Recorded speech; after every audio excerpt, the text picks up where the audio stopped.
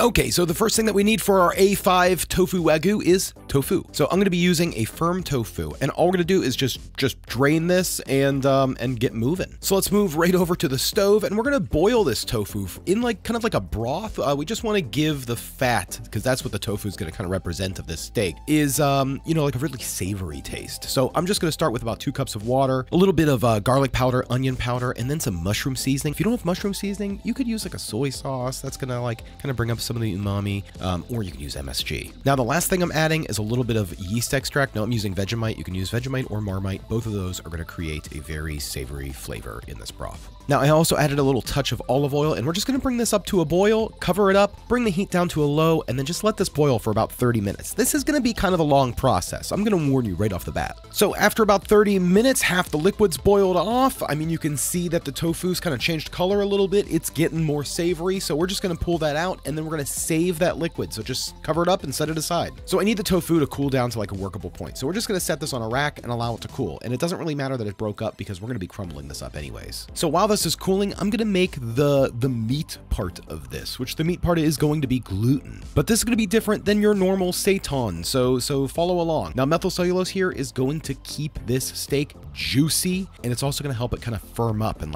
giving us more of that meat-like texture. Now, we also want to add some mushroom seasoning, beetroot powder, and a little bit of nutritional yeast. And I'm going to be doing a touch of cocoa powder. Now, I know cocoa powder is a weird addition. I've added it into a lot of my steaks. Cocoa powder has like a natural, earthy kind of note to it. When you don't add any sugar or sweetness, it doesn't taste like chocolate. Okay, so the tofu has cooled down. It feels a lot better. It's workable to the touch. So let's start layering this steak up. So first, break up the tofu in kind of small bits, but we do want to make sure that it's very inconsistent. So there's like some larger pieces and smaller pieces. Now I'm going to use my tofu press, and I think that's going to help get a very tight consistency, but at the same time, I don't think you have to. I think you could just use like a small Tupperware container or anything that's going to fit about a whole block of tofu and about a cup of gluten flour. So essentially what we're going to do is I'm just going to sprinkle a little bit of gluten flour across the bottom, a little bit of the crumbles across the bottom, and then just continue layering that up. Once I get about halfway up, we're going to start adding a little bit of the broth in there that kind of hydrate up that gluten. Now, this is the big thing with this technique is we are not actually kneading the gluten to form the gluten strands. It's all going to be autolyzed, and it's going to get steamed together, and that tofu and the layers is what's going to create the texture. Now, once this is all done, I'm just going to put the top on and kind of squeeze it down. Now, you could see I was a little tofu heavy on the bottom. I wish I would have dispersed that a little bit more evenly. That might come back to bite me in the end, but we'll see. Now, all I'm going to do is just throw the top on my tofu press. If you're not using a tofu press, just throw a weight on top, just like a jar with a bunch of water in it or something. That'll be fine. Well, I'm going to toss this in the freezer, and we're going to freeze this solid. So I'm actually just going to let this go overnight. Hey gang, I'm going to take a quick break for a snack. My Life Fuel Shake, today's sponsor. So I'm super busy, and I know a lot of people are right now. And sometimes Monica and I forget to prep for our lunch, which means we have to order out, and that makes it hard to get the nutrition we need. And even when we do eat healthy, which is most of the time, the fruits and vegetables today do not have the same nutrition that they used to. And that's where Life Fuel's all-in-one essential shakes come in. This is a plant-based protein, exotic superfoods, and whole food nutrients designed to fill the most common nutrition gaps in modern diets and improve overall well-being, boosting energy, supporting immunity, and giving every cell in your body the nutrients it needs to thrive. Just 1 scoop of essentials delivers 50% of the recommended daily value of 27 vitamins and minerals and just 150 calories and 6 grams of total carbs. So it's offered in both chocolate and vanilla chai, and you can use it to make the shakes, or I also sometimes I'll make my oatmeal bowls with it. I love this stuff.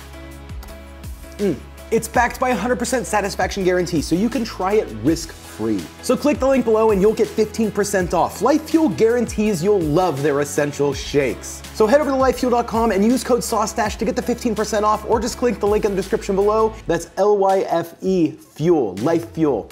Life Fuel, thanks for sponsoring today's video and providing me with these really awesome shakes and really what I've been using in my oatmeal. It was just so good. Okay, we're back. It's been overnight, and this is frozen solid. So now we just need to get this out of our tofu press. And I'm just gonna use a knife just to kind of run around the sides, and then I'm just gonna kind of tip it out. It kind of comes out fairly easy. It's really not that difficult to get out. So at this point, we have our A5 Tofu Wagyu. I know this is a joke, and really, I hope you all take it that way. I know there's going to be some of you in the comments that are like, that's not steak. You know what steak is? You know, I know that's going to happen, and I just, honestly, you're so funny to me. But at this point, what we're going to do is we are going to steam it. We're going to steam our A5 tofu for about 3 hours. All the way on the very lowest setting, lid on, 3 hours. Let's come back after that. And are you ready? This is a very different piece of meat right here. This is it, 3 hours in. So at this point, we're still not done. I told you this was going to take a while. Just stick with me. So just like everything else that's made out of gluten, like bread, before I get that comment, this expanded. So I want it to settle down. I want it to kind of relax, and that is going to give it the density that's going to make it very meat-like. So if you have the tofu press, toss it in there. If not, you just throw it between 2 cutting boards and some books or cans, anything that's weighted. Now we're going to try to make this steak juicy. So I'm going to top it with some olive oil and then make a broth out of hot water, a little bit of soy sauce, and beetroot powder. It's going to make like a bloody kind of meaty tasting broth. So I'm just going to pour that over, and then I'm just going to make sure that it gets down in the sides and like underneath, so that way this can soak for like the next few hours while this cools down and rests. Then once we've used all the broth and it's completely covered, I'm just going to throw the top back on, and we're going to press this in the fridge until it's cool. I'm going to say 3 or 4 hours. This will be ready tonight for dinner. I'm excited about it. I have a good feeling. I think it's going to be good. So after it's rested, we're just going to creatively pull it out of the tofu press, and we're going to make sure that we save that liquid. I don't want to get rid of that liquid. We're going to need it in a little bit. Now, all I need to do is just slice this into the steak. So I'm going to slice this into the steaks like wide-wise. I'm just looking for like smaller fillets. Now you can see here that the marbling came out pretty good. Maybe it was a little bit bigger than what I wanted, so I probably should next time break the tofu up maybe a little bit more. Now we're just going to season these up just like any other steak. A little bit of salt, black pepper, and some garlic powder. I have a hot cast iron skillet with some olive oil, a little bit of vegan butter, and we're just going to toss these in. Now, unlike regular steaks, we want to keep turning these, and we want to keep basting these. And I just want to continue turning until I have 2 brown sides that I really like.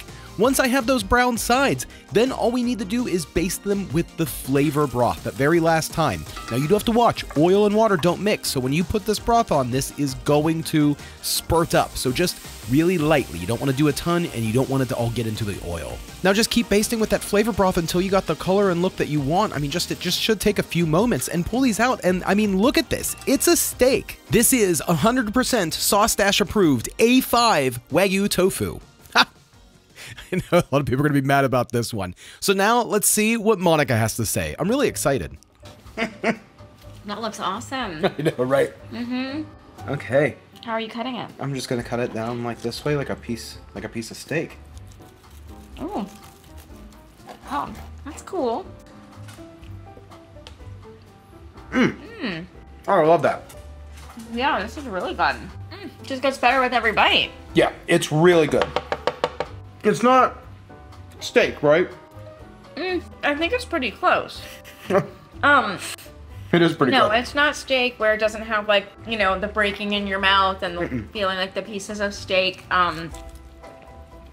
It's definitely a little different, but I mean, gosh, this is close. Yeah, like if I got served this at a restaurant, I know it looks a little funny, but I'd be happy about it. The only reason I know it's tofu is because you told me. Yeah, there's no resemblance of tofu left in this whatsoever. It's got a great chew. I mean, this would be good on a sandwich. This would be good on top of a salad. It would be good just as a steak. Like, this is delicious. It's really delicious. It's super juicy. Oh, yeah. Nothing's dry about it. I'm Really happy. I mean, we're eating the heck out of it. Yeah, I'm sold on this. 100% A5 Wagyu tofu. I mean, Oh, I know. I mean, and everybody could be mad at me, but I think still. that's really close to, I think this is really close to steak. I'm happy about it. Like a meat taste.